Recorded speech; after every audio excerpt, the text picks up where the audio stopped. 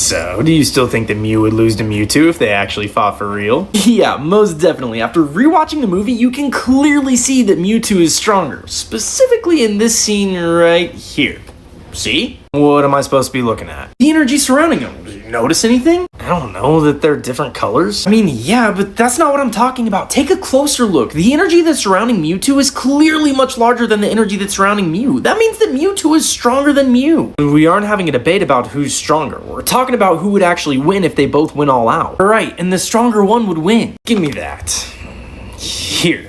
Now, does that look like the face of somebody that's ready to admit defeat, or does it look like the face of somebody that's just playing around and having fun? Fun or not, if Mew made one wrong move, this battle would be over in an instant. The same could be said for Mewtwo. Based on what I've seen, Mewtwo looks like he's giving it his all, whereas Mew is yet to show us what it's fully capable of. But Mewtwo wasn't giving it his all, he was holding back, like, a lot. What? No way. Mewtwo looked like he was pretty annoyed during this battle. I'm pretty confident that he wasn't holding anything back. Sure he was. He hadn't even Mega'd yet. Last I checked, Mew doesn't even have a Mega Evolution, so pick your poison. Do you want X or Y?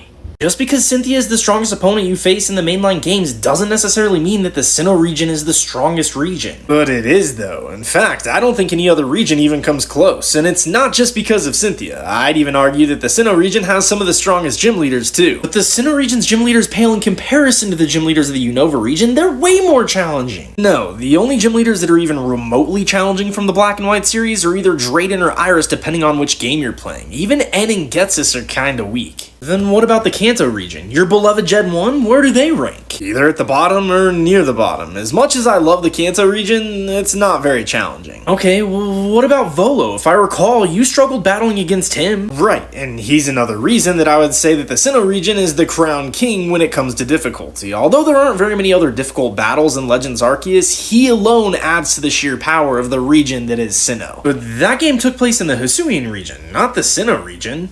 This is why I always tell you that you shouldn't spam B and skip all the dialogue. The Hisuian region is the Sinnoh region. It was just called Hisui back in the day. Oh, is that why the map felt so familiar? I was always wondering, but I could never figure out why. Do you really have your mind made up on who you're gonna pick as your starter in Pokemon Winds and Waves? Yep, it's gonna be Gekwa, the little gecko, 100%. Nothing, and I mean nothing, will be able to change my mind. We haven't even seen any of their middle and final stage evolutions yet, plus the game doesn't come out until next year. Your mind could totally change between now and then. Like I said, nothing is gonna change my mind. Besides, you shouldn't be looking up the middle stage and final evolutions anyways. You should pick your starter based on its base form and just roll with it. No. Been there, done that, and based on the outcome, I will never be doing that again. What starter Pokemon did you do that with that was so bad? Litten. When it evolved into its final evolution and I saw the absolute abomination that is Incineroar, I immediately reset the game. But isn't Incineroar one of the best Pokemon when it comes to competitive play? Yeah, and I'll use him for competitive play, but one thing that I won't be using him for is my playthrough. When I saw that absolute monstrosity go from 4 legs to 2, I swore to myself that I would